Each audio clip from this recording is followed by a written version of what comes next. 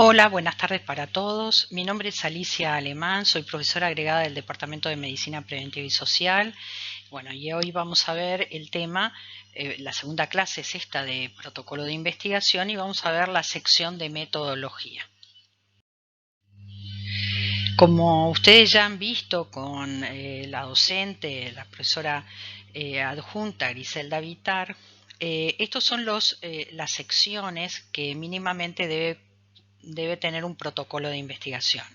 Estas secciones pueden cambiar en su orden de acuerdo a donde uno pretenda presentar el protocolo de investigación, pero lo que sí es claro que todas ellas deben de estar presentes. O sea que siempre debe haber una sección de metodología.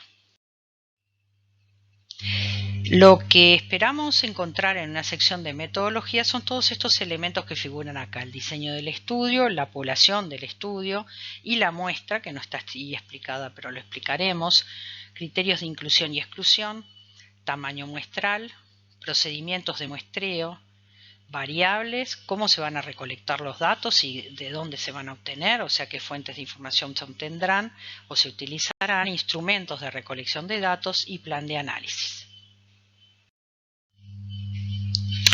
Bueno, ¿qué es el diseño de estudio? Bueno, es la estrategia y los procedimientos que se seguirán para dar respuesta al problema del estudio y alcanzar los objetivos planteados. Ustedes ya tuvieron o van a tener una clase de diseños de estudio que si no está subida ya va a estarlo entre hoy y mañana, y los remito a esa clase donde se habla de cada una de los diseños que se pueden abordar. Pero clásicamente hay una gran clasificación inicial: diseño de estudios cuantitativos y diseños de estudio cualitativos. En realidad los diseños cuantitativos son los que van a figurar en la clase donde ustedes, a la que ustedes se van a referir, y clásicamente se dividen en experimentales y observacionales. Dentro de los experimentales, lo habitual son, el más clásico es el ensayo clínico aleatorizado, y dentro de los observacionales están aquellos que son descriptivos y aquellos que son analíticos y que lo que buscan es asociación entre variables. Y dentro de los analíticos, lo habitual o los más conocidos, no los únicos, pero los más conocidos, son los estudios de cohorte y de caso control. Pero también existe un gran grupo de estudios que son los cualitativos, que utilizan metodologías o abordajes diferentes a los cuantitativos típicos. Y a lo mejor con un ejemplo podemos entender este concepto. Ustedes, si se fijan en el primer renglón, lo que decimos que responden a preguntas diferentes a los cuantitativos, y es preguntas tales como el por qué, el cómo, en qué circunstancias, pretenden realmente la comprensión profunda y holística del problema. Entonces podemos poner un ejemplo básico para esclarecer esto. Si yo quiero estudiar el embarazo en adolescentes, puedo tomar un abordaje cuantitativo y hacer un estudio descriptivo, en el que voy a ver el total de embarazos en adolescentes, en el total de mujeres que se embarazan. Podré ver cómo se distribuyen geográficamente en el país, podré ver qué características tienen las adolescentes que se embarazan, podré ver qué resultados perinatales tienen y sus niños, ¿sí? Pero si yo quiero estudiar por qué algunas adolescentes se embarazan, en qué circunstancias lo hacen, deberé tomar un abordaje cualitativo, que seguramente utilizaré o grupos focales o entrevistas en profundidad, un abordaje diferente al de los estudios cuantitativos, que es a los que estamos más habituados. Nosotros venimos siguiendo cada una de las secciones de un protocolo, utilizando protocolos como ejemplo. Y si ustedes miran aquí, por ejemplo, en el que estamos mirando, que son mujeres embarazadas y puérperas, en el mismo se estudia sífilis y VIH, vemos que acá describe diciendo: se propone un estudio descriptivo de tipo corte transversal, ¿sí? Es un renglón o 2 o 3 renglones, pero describen claramente cuál es el tipo de estudio. En el siguiente el protocolo que estudia cero prevalencia de COVID, bueno, como es didáctico ese protocolo, propone que en realidad se pueden utilizar varios modelos, o un corte transversal puntual, o un corte transversal con más de una muestra, o un estudio longitudinal de corte. Pero esta sería la forma, de acuerdo al que uno seleccione, que debe describirse cuál es el diseño en la sección diseño. La siguiente sección que debe aparecer en la parte de métodos es población y muestra. Y bueno, la población de estudio es el conjunto de individuos o objetos, puede ser una investigación en animales o células o lo que sea, de los que se desea conocer algo en una investigación. Eso es lo que se define como la población. Aquí hay diferentes definiciones de población de acuerdo a diferentes autores. Es difícil que uno estudie la población. A veces sí se puede, pero a veces no es posible. Bueno, y es aquí donde entra el concepto de muestra. ¿Y qué es una muestra? Es un subconjunto o parte del universo en el que se llevará a cabo la investigación, ya sea con el fin de poder generalizar los resultados que se obtienen en la muestra al total de la población, eso sería una muestra probabilística, o en muchos casos, yo diría la gran mayoría, en donde los resultados en realidad no son completamente generalizados o no es correcto generalizarlos al total de la población porque la población no tiene exactamente las mismas características que la muestra, quiero decir, no tiene exactamente las mismas características que la población. Esas son muestras no probabilísticas.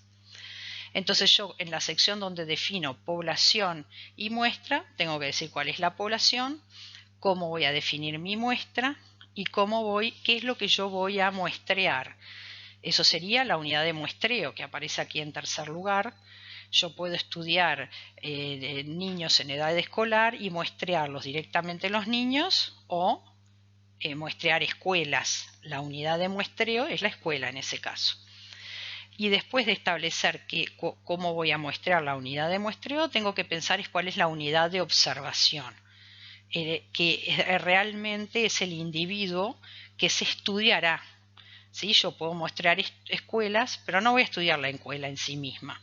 Voy a estudiar los niños que concurren a la escuela, o sea que mi unidad de observación serán los niños. Y por último, como concepto, está el concepto de marco muestral, que es la lista real de todos los individuos que conforman una población. Por ejemplo, un marco muestral es el censo. Por ejemplo, un marco muestral puede ser todas las personas que se asisten en una policlínica.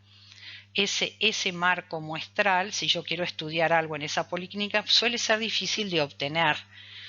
Muchas veces es difícil de obtener y un marco muestral bien realizado es indispensable, es muy importante para hacer una muestra probabilística. Entonces, ¿cómo realizar los muestreos? Y bueno, primero vamos a ver los no probabilísticos, que como ya los hemos definido, no es que lo que se obtenga de esa investigación es generalizable al total de la población, pero pueden ser por cuotas, por conveniencia, al muestreo. Yo decido elegir las personas que vienen los días lunes al control de la policlínica. ¿Por qué? Porque me conviene. Puede ser muestra de voluntarios, hago un llamado en las redes sociales pidiendo voluntarios, muestras de expertos, bueno, y hay otro tipo de muestreo no probabilístico. El muestreo probabilístico generalmente puede ser un muestreo aleatorio simple en el cual yo tengo el marco muestral y saco al azar individuos. Puede ser sistemático, que yo diga que voy a sacar de mi marco muestral, voy a hacer una lista y voy a sacar el quinto individuo sucesivamente. Puede ser estratificado, bueno, estratifico por sexo y mi población y extraigo individuos en forma proporcional, el sexo masculino o el femenino o otro. Y después el muestreo por conglomerados, donde no muestreo individuos, muestreo conjuntos de individuos. Es el ejemplo de la escuela que pusimos recién. pero yo, por ejemplo, puedo querer muestrear, estudiar partos y muestrear maternidades, ¿sí? La muestra es, voy a tomar las 10 o 11 maternidades de una ciudad, voy a seleccionar un número de ellas, pero después voy a ir a mirar el resultado que se generó en el parto individualmente en cada mujer. El tamaño de la muestra, esto es muy importante. Suele minimizarse, pero es importante establecer cuántos individuos yo voy a considerar en mi estudio. Eso es el tamaño de la muestra. Y bueno, ¿y de qué depende esta cantidad de individuos que yo decida incluir en mi muestra? Bueno, dependen principalmente, en primer lugar, del objetivo que me estoy proponiendo. ¿Sí? Eso es fundamental. Depende del objetivo. ¿Qué es lo que yo quiero estudiar? Y depende también de otros elementos como decisiones estadísticas, cuánto error estoy dispuesto a aceptar cometer, o cuán alejado de la verdad, de la realidad quiero estar con mi muestra, o acepto estar con mi muestra, qué tipo de muestra y tipo de diseño de estudio elijo.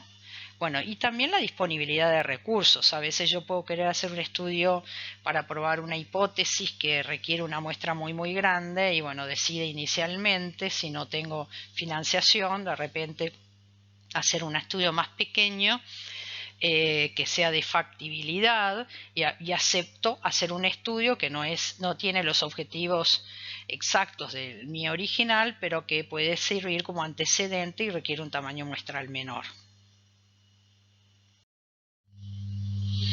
Bueno, aquí tienen cómo se expresa en esos protocolos que van a quedar subidos y que está bueno que los revisen, cómo se expresa, por ejemplo, la población y la muestra. El primero, el que tiene que ver con VIH y sífilis en embarazadas y puérperas, se propone un estudio a nivel nacional que dice que es formado por subsector público y privado, y la población completa es mujeres embarazadas de los diferentes países porque es un multicéntrico. Y el método de muestreo es un muestreo por conglomerados, como dice ahí, bietápicos. Entonces la primera etapa es hacer la muestra o seleccionar al azar un número de conglomerados que en este caso son maternidades. Y en la segunda etapa es el análisis de las mujeres que se asisten o asisten sus partos en esas maternidades. Bueno, en el segundo ejemplo se explica en forma similar. Después de que yo establezco la población que me interesa estudiar, y bueno, si voy a abordar una muestra, tengo que tener criterios de inclusión y exclusión para esa muestra. ¿Cuáles son los criterios que voy a considerar para seleccionar los individuos que van a formar parte de mi muestra? Y los criterios de inclusión se definen como las características que debe tener un individuo para ser incluido en el estudio y por tanto contribuir a responder a la pregunta, o sea que tienen que ver mucho con los objetivos de mi estudio. Los criterios de exclusión son las características que no debe tener un individuo, pero no deben ser el opuesto de un criterio de inclusión. Se buscan otras características. Veamos un ejemplo. Por ejemplo, el criterio de inclusión del primer estudio que vimos eran mujeres en trabajo de parto o con un aborto espontáneo en curso que ingresan a las instituciones seleccionadas. Pueden ser mujeres que ingresan por interrupción del embarazo vinculado a aborto provocado, ectópico o molar, y mujeres que hayan firmado el consentimiento. Y como criterio de exclusión considera mujeres parturientas o puérperas con alteraciones mentales que le impidan responder al cuestionario o documentar su consentimiento informado. Acá vieron que figura como criterio de inclusión el consentimiento informado. Muchos autores discuten y dicen que en realidad el consentimiento informado no es una condición sine qua non, pero no necesariamente un criterio de inclusión. Nadie puede participar sin haber recibido el proceso de consentimiento informado en el que se le explica el alcance del estudio, las características y que puede retirarse en el momento que quiera y todo lo que requiere un consentimiento informado.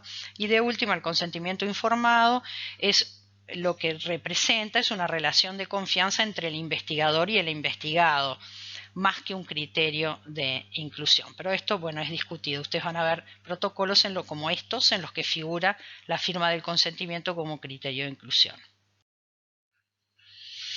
Después de que uno dice qué mujeres va a incluir o qué personas va a incluir y va a excluir para formar parte de mi muestra de estudio, lo que tengo que definir es qué cosas voy yo a estudiar en esa población. Entonces, viene acá el concepto de variable.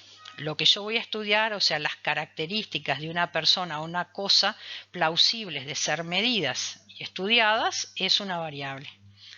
Y en relación a las variables se debe definir en el protocolo, se deben definir las variables, por lo menos las variables de resultado más importantes, se debe definir el nombre, el concepto o la definición, y se tiene que definir también la operacionalización, que lo que significa es de qué manera voy a obtener la información de esa variable y cómo la voy a medir. Entonces, veamos un ejemplo. Por ejemplo, yo puedo querer estudiar el consumo de tabaco. Ese es el nombre de mi variable, pero tendré que definir qué es consumo de tabaco para mi estudio. Es el consumo de cigarrillos comunes o armados por parte del entrevistado. Ven que acá consumo de tabaco se centra en cigarrillos. Y la operacionalización es ¿cómo se va a medir? Bueno, se va a hacer una encuesta y se le va a pedir al entrevistado que indique en el formulario cuántos cigarrillos diarios fumó en el mes antes de la fecha de recoger los datos. Y se les van a dar estas tres opciones: ninguno, entre 1 y 5 y más de 6. Aquí, si ustedes ven, lo que están definidas son las definiciones operacionales. Acá se considera que una parturienta o puérpera es positiva para sífilis. No es cualquier definición, ¿sí? No es que se haya hecho un BDRL en el embarazo, no. Para este estudio, la variable puérpera o parturienta positiva para sífilis es una mujer a quien durante su trabajo de parto o en su puerperio inmediato, dentro de las 24 horas posteriores al nacimiento, se le aplicó en el servicio de salud el algoritmo de estudio previsto para sífilis y para la cual se obtiene un resultado positivo. Es una descripción mucho más detallada. Recolección de datos y fuentes de información. Tengo mi población, tengo mi muestra, tengo definidos los criterios de inclusión y exclusión, tengo definidas las variables que quiero estudiar y bueno, ¿cómo voy a recolectar los datos de esas variables y de dónde los voy a sacar? Entonces esto entra el concepto de fuentes de datos, que son diversos tipos de documentos o bases que se obtienen, de los que se obtienen datos para satisfacer una demanda de información o conocimiento. Entonces, ¿yo de dónde puedo sacar los datos? Puedo recogerlos directamente. Yo, investigador, armo un formulario y les doy ese formulario autoadministrado a una serie de personas para que la llenen, que son mis participantes, que cumplen con criterios de inclusión y exclusión, y les pido que llenen los datos. Y bueno, eso es una fuente primaria. Quiere decir, yo, investigador, recojo directamente los datos de interés.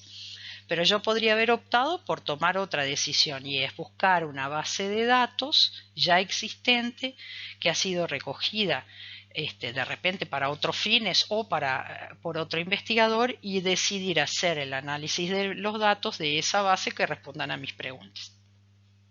Esas son fuentes secundarias. Después de que defino qué fuente, yo tengo que ver, bueno, qué técnica de recolección voy a realizar. Entonces, esto es especialmente válido para cuando yo decido hacer una recolección de fuente primaria, es decir, directamente el investigador decide buscar los datos. Y bueno, se define técnica de recolección como el procedimiento que le permite al investigador establecer la relación con el sujeto de estudio. Y estas técnicas de investigación puede ser la observación, yo simplemente quiero observar A veces ocurre simplemente observar qué pasa con el participante o alguna lesión del participante o lo que sea.